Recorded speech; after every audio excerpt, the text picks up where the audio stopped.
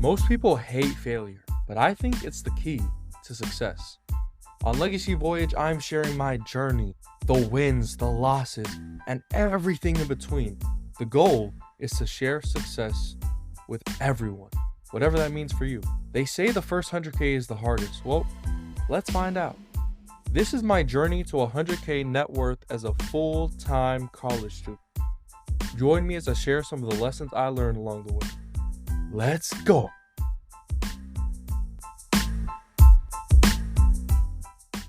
This is my very first GBOAT, which is, I'm calling it a GBOAT because it's like GOATs, but for books, greatest books of all time.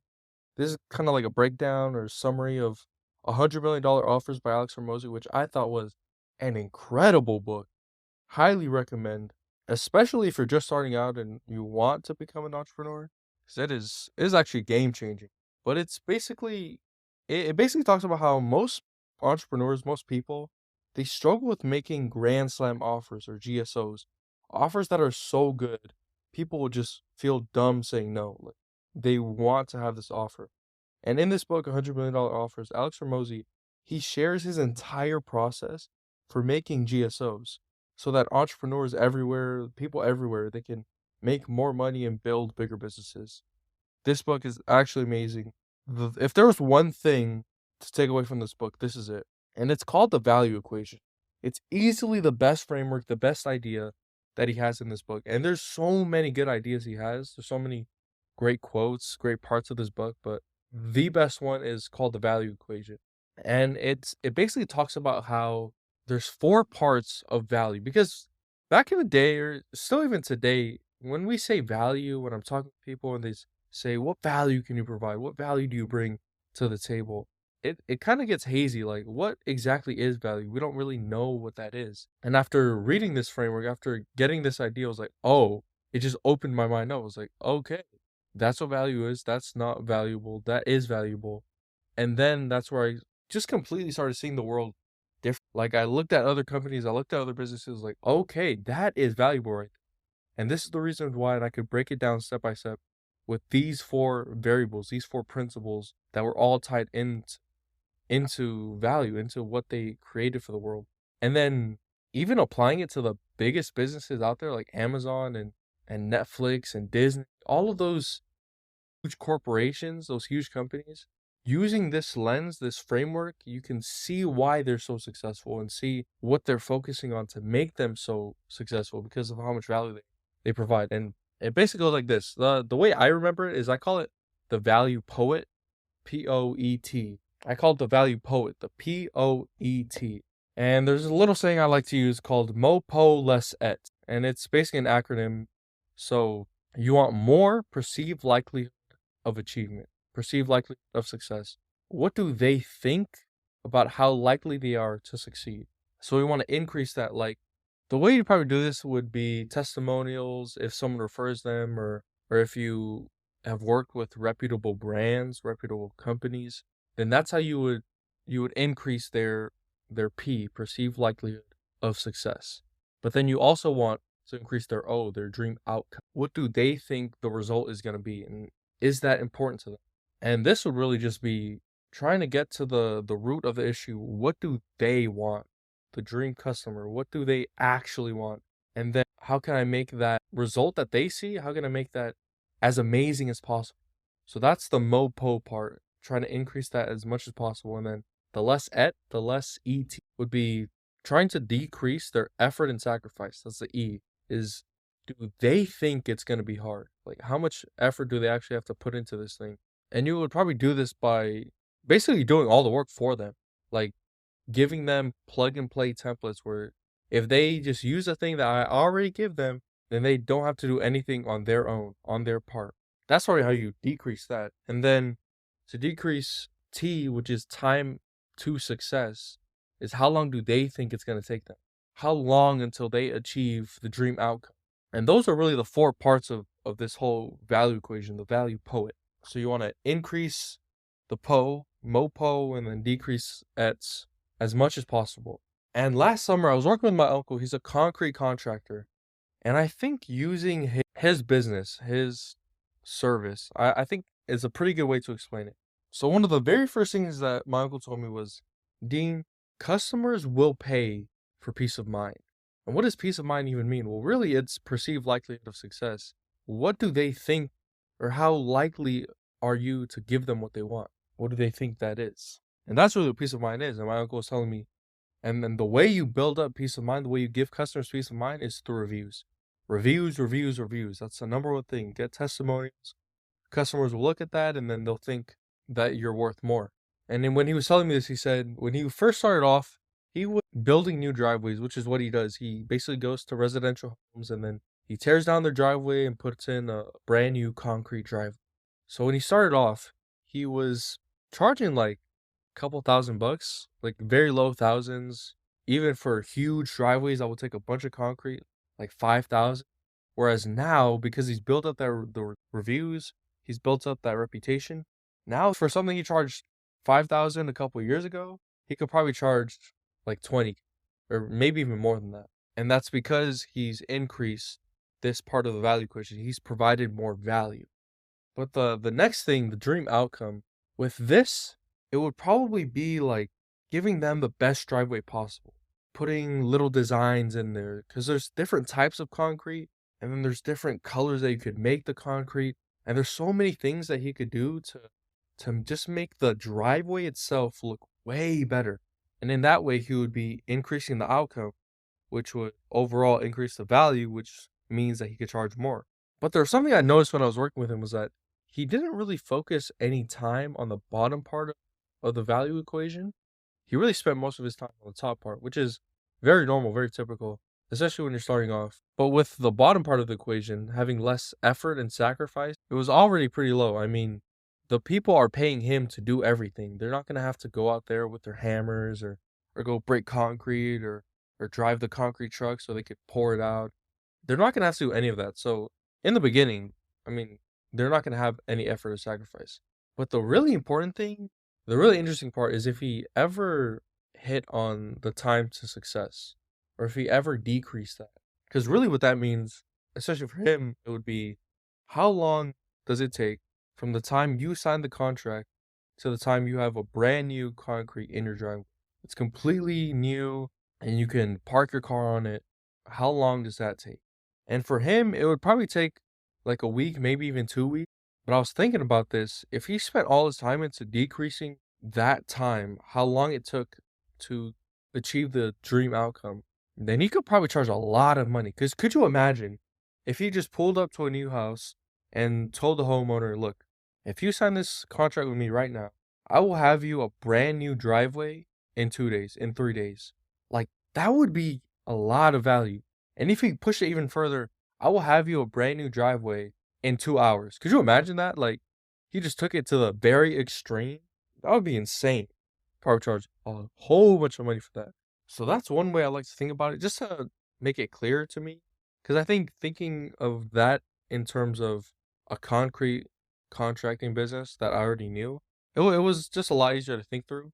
And then another thing that the book hit on, especially applied to this equation, the value poet, is that most companies, most large companies, they spend their time on the bottom part. Like, for example, Amazon, like I was talking about before, Amazon, their whole thing is decreasing the amount of time it takes from when you click a button to when you get the thing. And here's a quote that he had talking about Apple and Netflix. It says, Apple made the iPhone effortless compared to other phones at the time. Amazon made purchasing a single click of a button and made purchases arrive almost immediately. Maybe by the time you read this, they'll be sending drones to your doors within 60 minutes. Netflix made consuming television immediate and effortless. All these huge companies, what they did was they completely decreased the bottom side of the equation. Because really, if you divide by 0, then you get infinity. Or you get, technically it's undefined, but you basically provide infinite value. And another key point is that, especially applied to this, is that perception is reality. Like, if your customers think something about your business, about whatever you provide, whatever service it is, then that is reality. Because if they think you have MoPo, if they think you have less et, then they're gonna buy. Remember, MoPo less et, that's the value equation. Take it from Alex Hormozi. I have an entire summary and notes thing, but I think the most valuable thing that I got out of it was creating like an AI cheat sheet, which broke down the frameworks taken from the book, and then I put it into a command where you paste this command into ChatGPT, and then it'll basically help you with everything. So I made a personal $100 million AI assistant, which it's how to create grand slam offers using AI, even if you're a complete beginner. So you just take this, copy and paste it, and then it'll walk through like each chapter of the book, each framework, and give you ideas and ways to apply it. So that way, instead of having to read the entire book and then think of everything on your own, you could just use this command, paste it in there, and then you have a personal assistant right there. The other command I made was a magical AI name generator, which is how to make your offer more valuable with a magical name, even if you suck at names. And this magical framework is something that I got from the book, which is how he makes offers more valuable just by changing the name. And real quickly, I'll walk through the framework, but you should probably check out the full summary, full book notes. I'm not sure if I'll make that available because it's probably illegal if I do, but we'll see. M is make a magnetic reason why. Like, why would they want whatever you're offering? A is to announce your avatar. Who are you actually targeting? Who's your dream customer? Who's your dream client? G is give them a goal.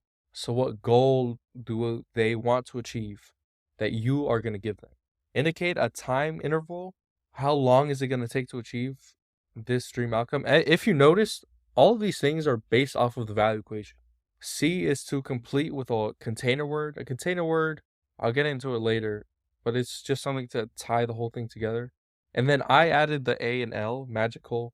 So add alliteration, which is like make sure the first letter of each word is the same. That's alliteration. And then L is to look at rhymes. Try to make it rhyme, make it catchy because people love rhymes and they remember those better. So some examples of these would be like in fitness and health would be a free 6-week lean by Halloween challenge or a free 21-day mommy makeover. For a coaching program, it would be 5 clients in 5 days blueprint or a fill your gym in 30 days free. Those are some of the examples that he gives in his book.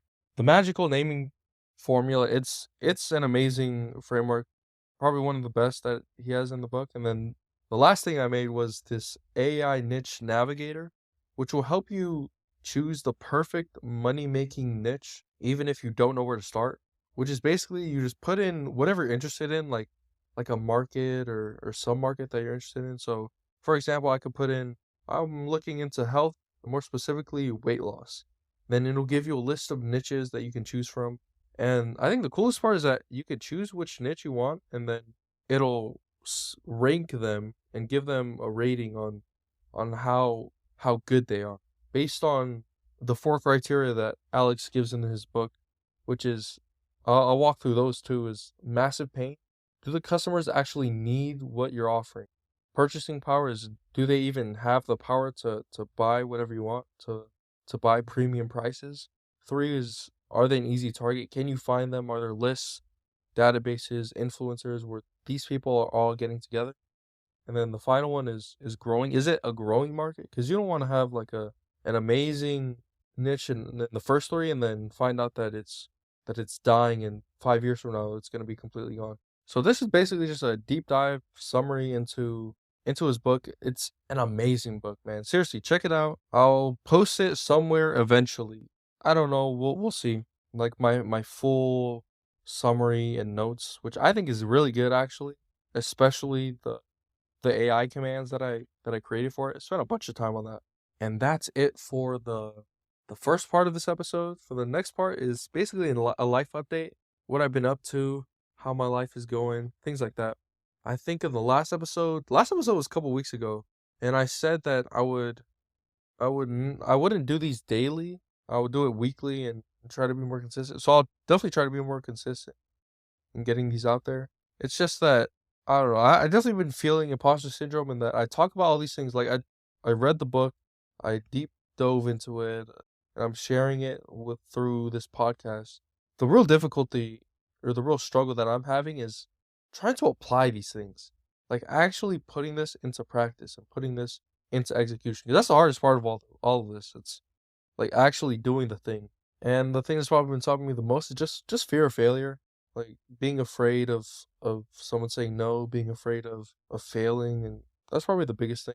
So right now, I'm really just trying to figure out my offer using the the frameworks from this book, and then the next thing to do would probably be just trying to get customers, getting my first 5 customers. That's the goal.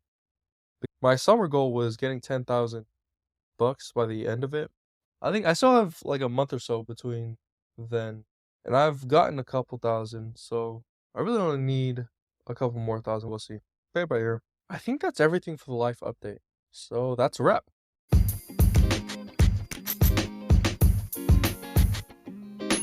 I record these episodes completely free to share success with everyone. So the only thing I ask is that if you learned anything or found something interesting in this episode, just leave a review and share it with a friend. Only takes 5 seconds and it would mean the world. Thanks, and I'll see you in the next episode. Tatok, see you.